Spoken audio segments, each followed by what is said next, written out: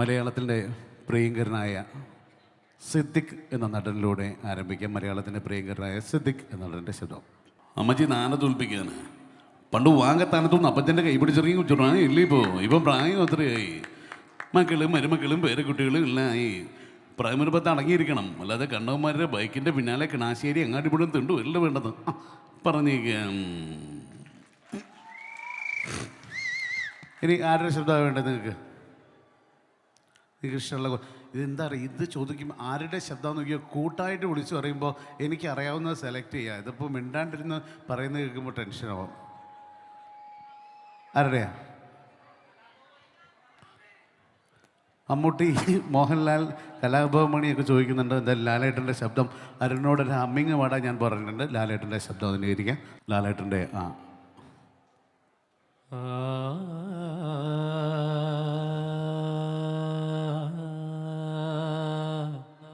കൂടും കൂട്ടും ഇല്ലാത്ത പ്രവാസിയുടെ വെള്ളാരം കല്ലുകളൊരുക്കുന്ന വേനൽ പകലിൽ കോളിയാറിലെത്തി. കോളിയാർ ടാങ്സിൻ്റെ കോളിയാർ, ഖുരാനകളുടെ കോളിയാർ.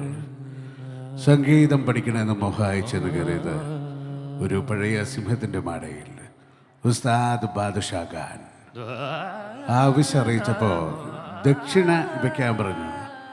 ഒരു തണ്ടിയിലോട്ട് കീശയിൽ എന്താ ഉള്ളേ? ഒന്നുമില്ല.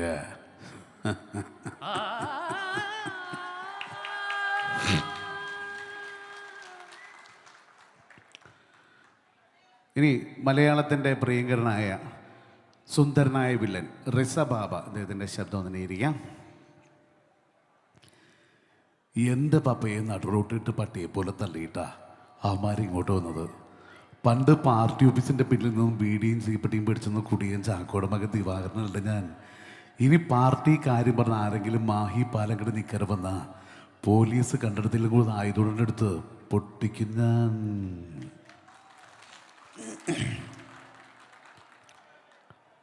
ആരെങ്കിലും ഇഷ്ടതാരങ്ങൾ?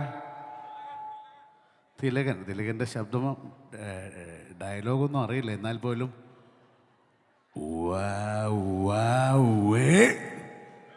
എന്താ എന്ത് ചൂടൻ്റെ ഫ്യൂച്ചർ പ്ലാൻ? ഞാനിവിടെ കൃഷിയെല്ലാം നോക്കി വേറെ മറ്റൊന്നിനെക്കുറിച്ച് ചിന്തിച്ചിട്ടില്ല. കൃഷിപ്പണി നോക്കാൻ കാര്യസ്ഥന വെച്ചാൽ മതി. താൻ വെറുതെ ജീവിതം വേസ്റ്റ് ചെയ്യണ്ട.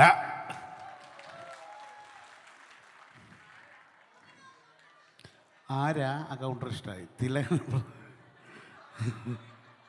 ആരാ? സുരേഷ് ഗോപിയെ കുറിച്ച് പറയുമ്പോൾ നമുക്കറിയാം പല പല ടോണുകളായിരുന്നു. ഈ പഴയ നമ്മുടെ മണിച്ചിത്രത്താഴിലൊക്കെ അമ്മാവനോട് ചോദിക്കുന്നുണ്ടെന്ന് കരുതരുത്. ശ്രീദേവിക്ക് ഇതിന് മുമ്പും ഇങ്ങനെ ഉണ്ടായിരുന്നു. അതിന് ശേഷം മുമ്പൊരു മൊത്തം ടോണ് പുല്ലേ ഓർമ്മയുണ്ടോ ഈ മുഖം, ഇങ്ങനെ ടോണ് പിടിച്ചു. അതിന് ശേഷം ഫുൾ സാത്വികനായിട്ട് ഒരു ചോദ്യം, ഓട്ടാ ചോദ്യം മതി, ജീവിതം മാറി മറിയാൻ തൃശ്ശൂർ എനിക്ക് വേണം, ഈ തൃശ്ശൂർ ഞാനങ്ങ് എടുക്കുക, ഇങ്ങനെയൊക്കെ പറയാൻ തുടങ്ങി. ഇനി അറിയാം. ഈ ഒരു കാര്യം പറയാം, ഫഹദ് ഫാസിൽ, ദുൽഖർ സൽമാൻ, ആസിഫ് അലി ഇവരുടെയൊന്നും ശബ്ദം എടുക്കാറില്ല, ലുക്ക് മാത്രമേ ഉള്ളൂ. അത് ശബ്ദം അനുകരിക്കാറില്ല. പഴയ കാല താരങ്ങൾ കൊച്ചിൻ ഹനീഫയെ കുറിച്ചും അദ്ദേഹത്തിൻ്റെ 3 ടോൺ എടുത്തു തരാം. പഴയ ദേവാസുരം എന്ന ചിത്രത്തിലെ ഒരു ബാംഗ്ലൂരുകാരൻ്റെ വേഷമൊഴിഞ്ഞ പഴയ ഒരു കൊച്ചിൻ ഹനീഫയുണ്ട്. ഇപ്പോഴത്തെ കോമഡിയൊക്കെ ചെയ്തതിന് മുമ്പുള്ള ആ പഴയ കൊച്ചിൻ ഹനീഫയുടെ ശബ്ദം. നെല്ലിപ്പൂലെ തറവാട് ചാത്തോട്ടുമാവിടെ കഴിഞ്ഞ് മേടിച്ചു. നെല്ലിപ്പൂലെ തറവാട്ടിൽ ആരെങ്കിലുമൊക്കെ താമസിക്കണ്ടേ? ഞാൻ നോക്കിയിട്ട് ഇപ്പോഴത്തെ കണ്ടീഷനിൽ അപ്പാൻ കുട്ടികളോട് അങ്ങോട്ട് മാറ്. ഇതിപ്പോൾ എത്ര വെച്ചാൽ എൻ്റെ പത്തായപ്പറ്റിൽ ഇങ്ങനെ ബാനു നിൽക്കൂ. ഇനി പറയാനുള്ളത് ബാനുടെ കേൾക്കണം. ഇപ്പോൾ ഒരുപാട് കോമഡി വേഷങ്ങളൊക്കെ ചെയ്തുള്ള പഴയ പുതിയ കൊച്ചിൻ്റെ എന്ത് കാശാ സേതിക്കാൻ അലിന് ചങ്ങക്ക് ഷാപ്പിൽ കയറിപ്പിനൊക്കെ കാശാ. എന്നിട്ട് അമ്മ എത്ര നാൾ ഷാപ്പ് നടത്തിവിടെ അളിയും വാളിയ.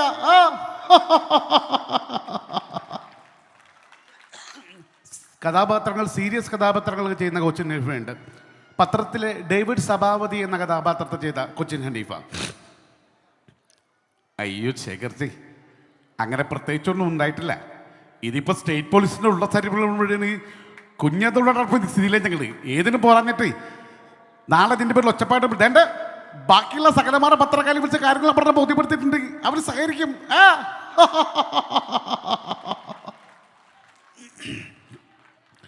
ലാലേട്ടൻ്റെ എക്കാലത്തെയും സൂപ്പർ ഹിറ്റ് ചിത്രങ്ങളിലൊന്നായ ചിത്രം എന്ന പഴയ കാലഘട്ടത്തിലേക്കൊന്ന് കൂട്ടിക്കൊണ്ടുപോകുന്നു.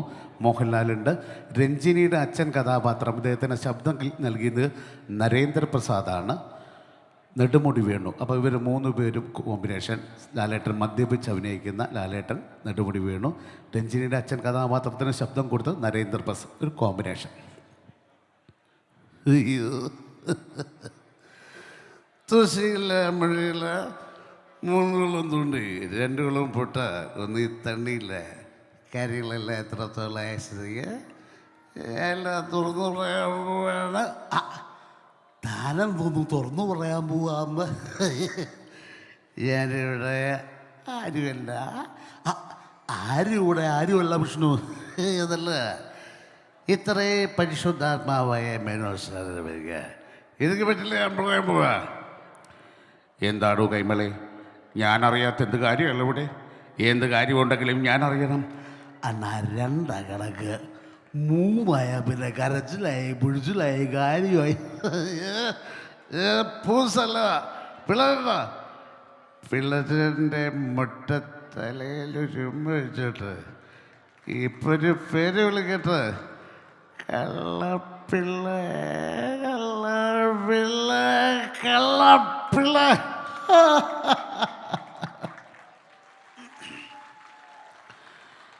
പഴയകാല താരങ്ങളെ ഇഷ്ടപ്പെടുന്ന ആളുകൾക്ക് പഴയ ചെമ്മീൻ എന്ന ചിത്രത്തിലെ മധുസാറിൻ്റെയും ഷീലാമ്മയുടെയും ശബ്ദം. മധുസാറിൻ്റെ ഇപ്പോഴുള്ള ശബ്ദം എന്ന് പറയുമ്പോൾ നമുക്കറിയാം, വെയിലെയ്ത ആളുകളെല്ലാം പേടിപ്പിക്കുന്ന ഒരു കത്തി കൊണ്ട് നിൻ്റെ അടുത്ത് നിന്ന് കേട്ടല്ലോ. ഇപ്പോഴുള്ള ശബ്ദം അങ്ങനെ പഴയകാല മധുസാറിൻ്റെ ഷീലാമ്മ. കരുത്തമ്മ യാത്ര ചോദിക്കാൻ വന്നാണോ? കരുത്തമ്മ പോയ ഞാൻ ഈ കടാപ്പുറത്തൂടെ പാടി പാടി നടക്കും. ആ പാട്ട് കേട്ട് എൻ്റെ കൂരയിലിരുന്ന് ഞാൻ പൊട്ടി പൊട്ടി മരിക്കും.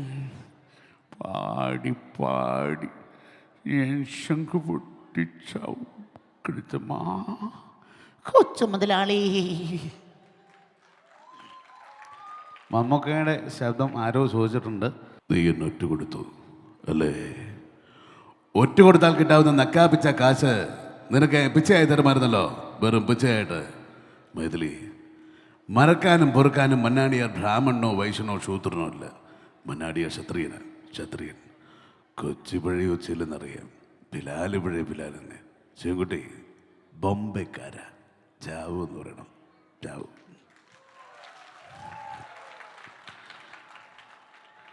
പിറവത്തുകാരൻ പാവം നസ്രാണി പയ്യൻ വിതയ്ക്കാനൊരു കാലം കൊയ്യാനൊരു കാലം എന്ന് പറയും പോലെ പാതയും എന്ന ചിത്രത്തിൽ മറ്റൊരാളുടെ കുഞ്ഞിന് സ്നേഹം വാരിക്കോരി കൊടുത്തുകൊണ്ട് കയറി വന്ന ഹരികുമാര മേനോൻ എന്ന കഥാപാത്രത്തെ അവതരിപ്പിച്ച ലാലു അലക്സിൻ്റെ ശബ്ദമാണ്.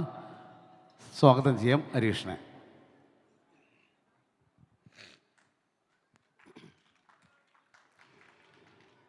What nonsense are you talking mister Chandradas? നിങ്ങൾ എൻ്റെ സൗഭാഗ്യങ്ങൾ ഓരോന്നായി തട്ടിയിടിക്കാൻ ശ്രമിക്കാതെ ആദ്യൻ്റെ അനിതേ ഇപ്പോൾ ഇവളും ഇതെനിക്ക് താങ്ങാവുന്നതിലപ്പുറമാണ് മിസ്റ്റർ ചന്ദ്രദാസ്. പേഴ്സണലായിട്ട് പറയുക, നിങ്ങളെന്നോട് അല്പമെങ്കിലും മേഴ്സി കാട്ടു. ഞാൻ നിങ്ങളുടെ കാൽ പിടിക്കാം പ്ലീസ്.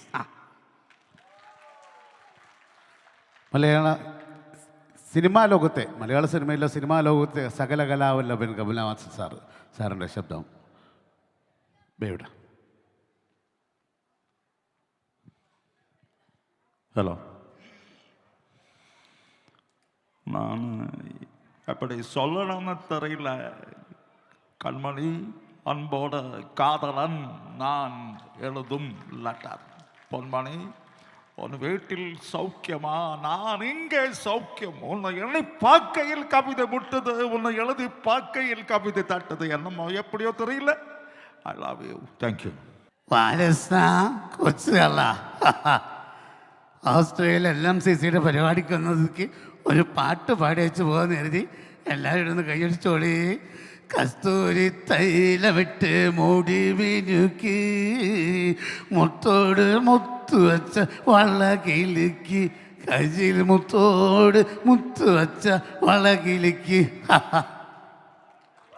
ജനാർദ്ദൻ്റെ ശബ്ദം പറഞ്ഞിരുന്നു. ഇതിൻ്റെ ജനാർദ്ദൻ്റെ നമുക്കറിയാം പഴയ കാല ഒരു പഴയ വില്ലൻ വേഷ.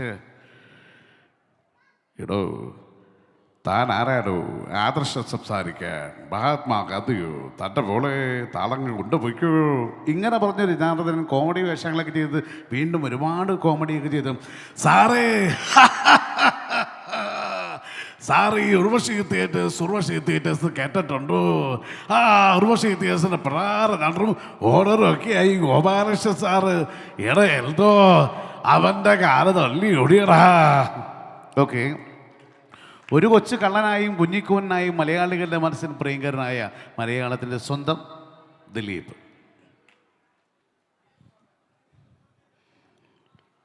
മാധവും കള്ളന, ചേക്കിൻ്റെ സ്വന്തം കള്ളൻ.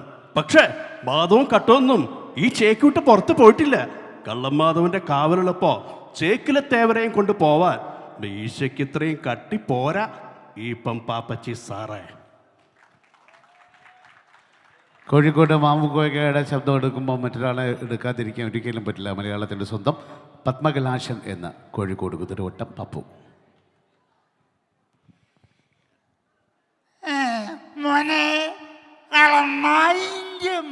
മോനെ ഉളുപ്പുണ്ടോ അല്ലേ? ഈരാളിന്ന് കേട്ടിക്കണ്, നേരാളി ആദ്യമായിട്ട് കേൾക്കുക അല്ലേ?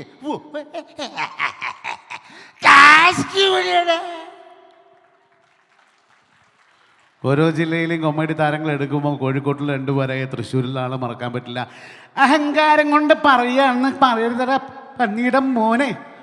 മാടമ്പള്ളിയിലെ താക്കോലെടുക്കാൻ എന്തിനാ ദാസപ്പൻകുട്ടി പാതാൾക്കാരുടെയും വല്ല വിഷയമുണ്ടോ? ഓക്കെ, താങ്ക് യു പ്രിയമുള്ളവരെ.